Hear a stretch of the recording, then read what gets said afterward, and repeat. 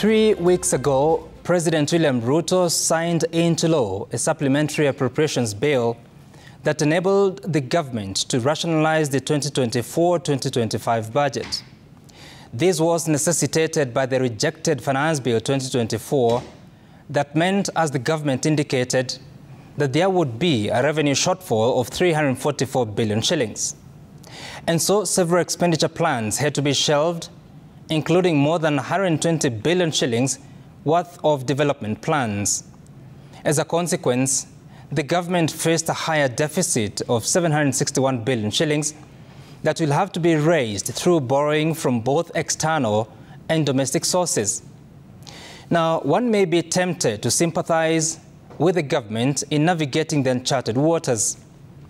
But wait, over the last 1 month, the government led by the president has been on a journey of the nation, touring different parts of the country in what has become recommittal of promises that may have been made over the last 2 years. In some of those visits, the president has announced different measures taken, including change of contractors in some of the stalled projects. In the days following the rejection of the finance bill by the president, several austerity measures were announced. That government advisors were going to be reduced by half. The president stated that he would reduce the budget at the presidency, cutting the confidential vote to zero.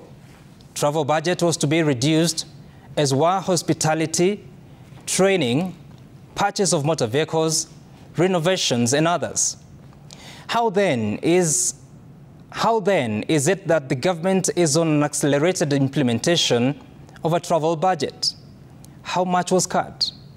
It is important to note that in most of the tours to Mount Kenya, Nyanza, and the coast, there were not many official events. And most of the addresses have been atop vehicles akin to campaign stopovers, which may suggest were really not official tours. And then the members of the cabinet have been going home. They call them homecoming parties. So far, the Hustlers Cabinet Secretary, Wycliffe Oparanya, has hosted the president in a thanksgiving for the recent ascendance. And on Thursday, National Treasury CS John Mbadi had a similar event, as will Energy CS Opiyo Wandayi on Friday. How much does it cost to stage a homecoming ceremony? How much are the logistics, the travel, the accommodation, the public address system, and more importantly, how much does it cost to mobilize for such events? Who pays for it? In the same week, the teaching fraternity has been on a split strike, complaining of forgotten promises.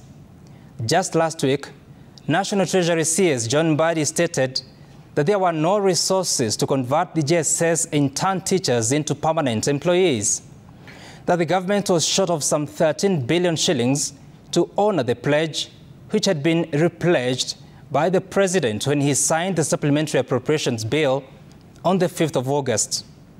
That law allocated 18.7 billion shillings for the JSS teachers. There's now a new promise that the conversion will happen in January 2025. Well, there are no resources to hire JSS teachers now, but there are resources to go home. Teachers may be home, learners too may be home, and CSs are coming home too. What is the actual cost of essential services? And what is the actual cost of luxury? And when in a dilemma, faced with scarce resources in the face of competing needs, among them striking workers, what should be the sensible thing to do? Do you hire advisors to advise you? What should austerity mean? And that is my sense tonight.